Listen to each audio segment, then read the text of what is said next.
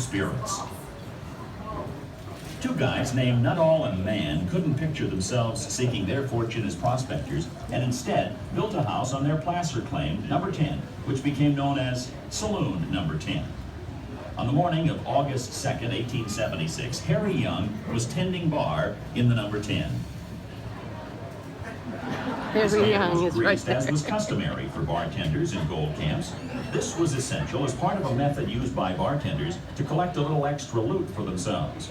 Before reaching into a prospector's poke for a pinch of gold to collect for given whiskey, the bartender would rub his fingers through his greasy hair, thus oiling them well. He would deposit the unoiled gold dust into the boss's take, and by again rubbing his fingers through his hair, redeposit the oily flakes where it could be washed out later.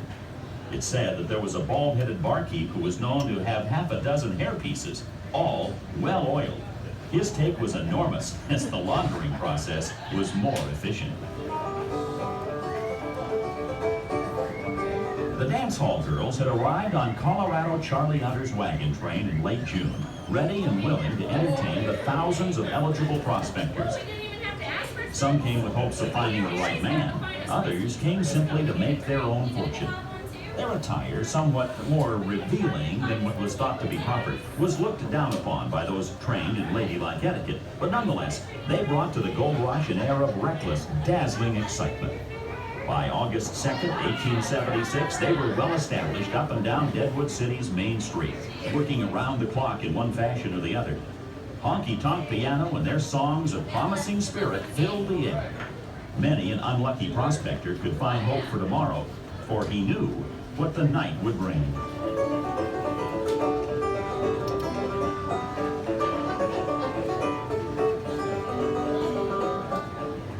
About 3 o'clock in the afternoon, Wild Bill Hickok entered Saloon Number 10, seeking a little poker action. Charlie Rich, a gambler from Cheyenne, Carl Mann, owner of Saloon Number 10, and Captain Massey, a riverboat captain from Missouri, were engaged in a game of draw poker and were quick to invite Bill to join them. Wild Bill's reputation demanded that he be exceedingly cautious. For instance, he never liked to sit with his back to the door. The vacant seat was so located, and a lively debate between Charlie Rich and Bill resulted in an attempt on Bill's part to get Charlie's chair. No, I sit there, you know it, get out. Bill was not given his request, and grudgingly, with great hesitation, took the empty chair. But after a few minutes, he stood up and again asked Charlie for his chair.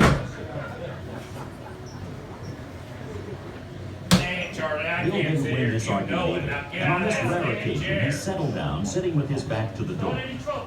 Wariness, though, kept Bill alert, for all knew him to be a left-handed drinker, leaving his right hand free to handle his pistol.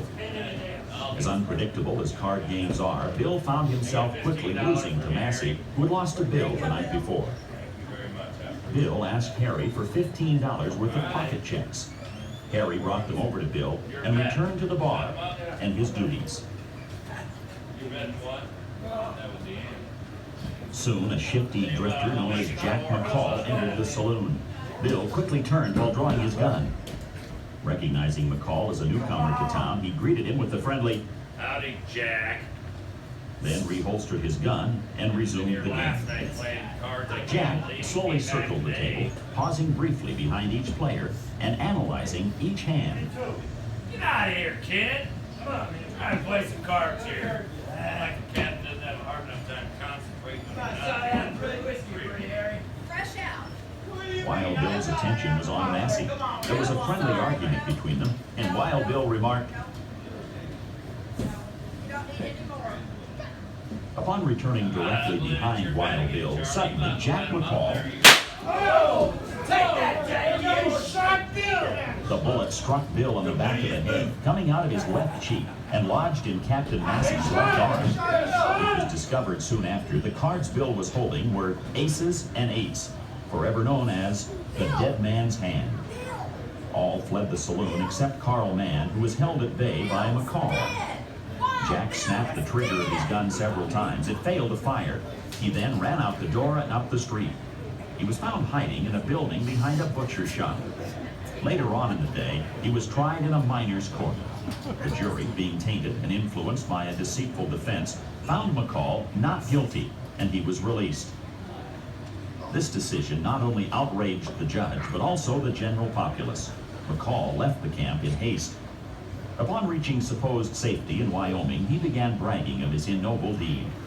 Word of this reached the U.S. Marshal, who tracked McCall down, arrested him, and sent him to Yankton to be tried again in Dakota Territory. It was determined, since the first trial was held in Indian Territory, that it was not legal. McCall was found guilty and hung for his cowardly crime. He was buried in an unmarked grave on the edge of town. Later, as the town grew, the cemetery was moved. As the coffins were opened, one corpse was found with a rope around its neck. It was easily identified as Jack McCall, the assassin of Wild Bill.